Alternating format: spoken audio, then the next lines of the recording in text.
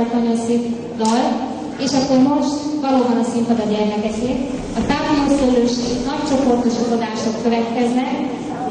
Kaszás Ferencné és Tölgyesné Kalmár Irén felkészítésében néptáncműsorok következik.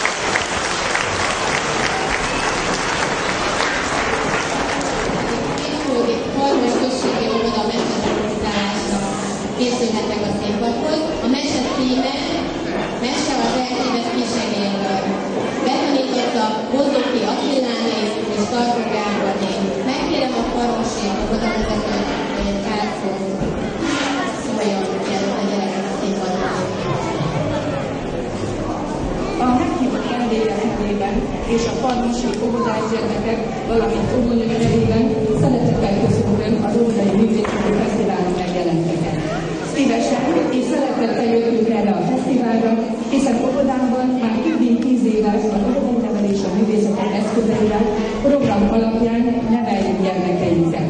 A nálunk dolgozó óvónők a művészetek eszközeivel gyakran hatnak a gyermekekre.